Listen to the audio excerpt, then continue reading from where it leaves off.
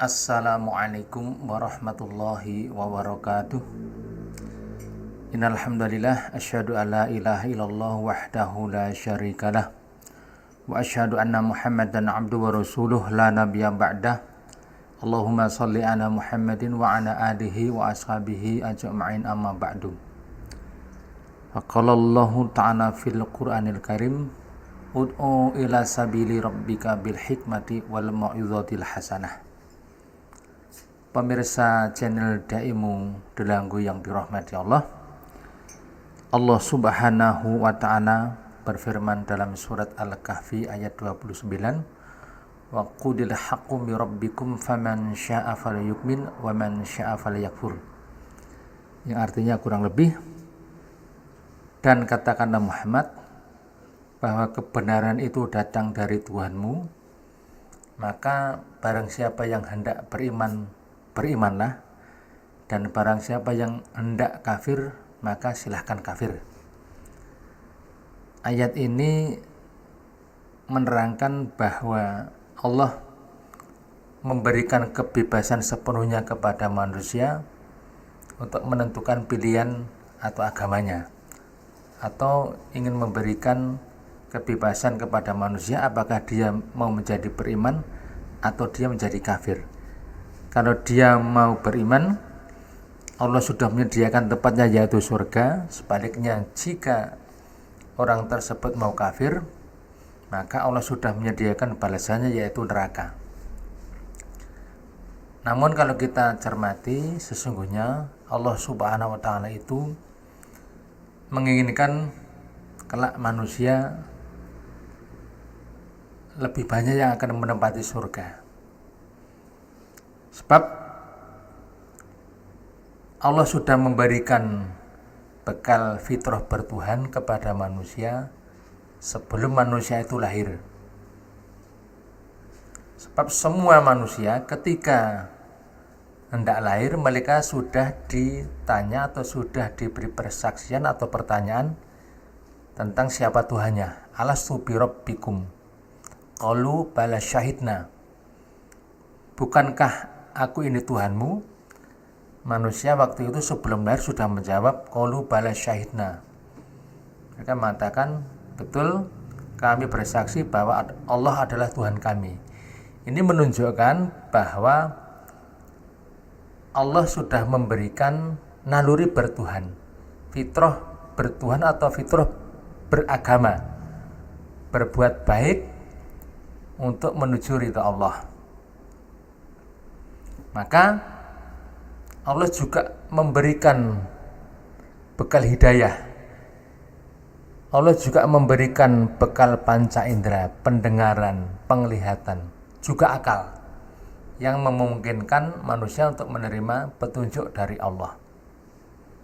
Itu bukti bahwa Allah memberikan sarana bagi manusia agar mereka mengerjakan amal soleh yang insya Allah akan menempatkan dirinya ke dalam surganya Allah.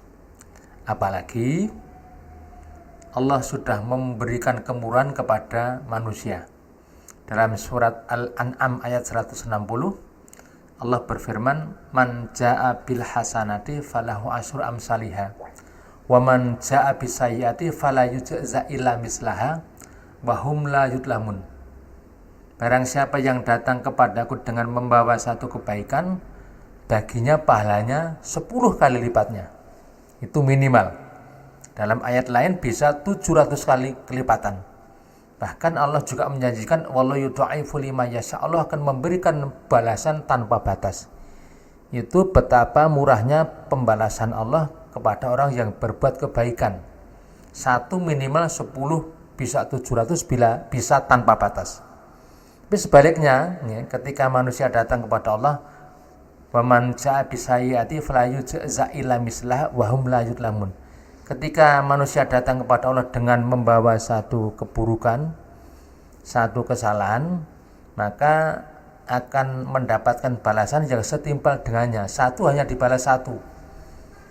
Itulah mengapa Allah sebenarnya lebih menghendaki manusia banyak amalnya, sedikit dosanya, sehingga kelak akan masuk ke dalam surganya Allah. Bahkan ketika manusia berbuat salah sekalipun, sampai sepenuh langit, sepenuh bumi, sebanyak buih di laut, ketika ia menyadari kesalahannya, ia istighfar, bertaubat, kembali ke jalan Allah, dan tidak akan mengulangi lagi perbuatannya, ia juga menjaga iman dan mengerjakan amal soleh, insya Allah semua dosanya akan diampuni oleh Allah. Pemirsa channel DM yang dirahmati Allah, maka jelas dalam ayat lain Allah juga mengajak dengan tegas dalam surat Yunus ayat 25. Allah berfirman, wallahu yad'u ila darussalami wa yahdi may yasha'u ila sirati mustaqim. Allah menyeru manusia ke Darussalam atau surga dan menunjuki orang yang dikehendaki oleh Allah kepada jalan yang lurus. Jelas sekali bahwa Allah sangat menginginkan manusia kelak akan memenuhi surganya Allah. Dan oleh sebab itu, lewat Rasulnya pun Allah juga memerintahkan kepada para Rasulnya, ya, agar mereka menyembah Allah dan menjauhi tauhid. Semua Rasul berdakwah untuk manusia agar mereka semua taat dan tunduk patuh kepada Allah dan menyembah kepada Allah. Dalam surat An-Nahl ayat 36, walaqad ba'asna fi kulli ummatin rasulan an ibudullaha wajtanibut taghut. Dan sungguh Allah sudah mengutus pada tiap umat itu seorang rasul yang tugasnya apa? Menyuruh manusia agar menyembah Allah dan menjauhi taghut atau sesembahan selain Allah. Semua rasul berdakwah kepada manusia untuk menyembah Allah. Bagaimana dengan manusia? Ya, kita pun juga diperintahkan oleh Allah, ya, menyuruh manusia agar ke jalan Allah.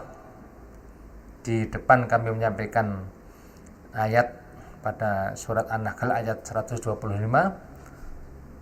ud'u ila sabili rabbika bil hikmati wal mau'izatil hasanah. Serulah atau ajaklah manusia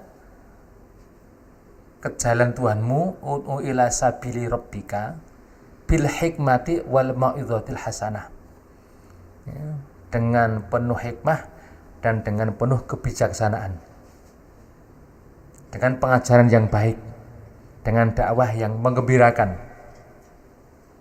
Oleh sebab itu kami mengajak pemirsa Daimu yang dihormati Allah, kita meneladani Allah, kita meneladani Rasulullah dengan berdakwah, mengajak manusia ke jalan Allah, berdakwah amar ma'ruf nahi mungkar, sehingga insya Allah kelak kita semua akan menjadi golongan manusia yang memenuhi surganya Allah. Demikian sedikit yang dapat saya sampaikan, mudah-mudahan ada manfaatnya. Kurang lebihnya mohon maaf. Assalamualaikum warahmatullahi wabarakatuh.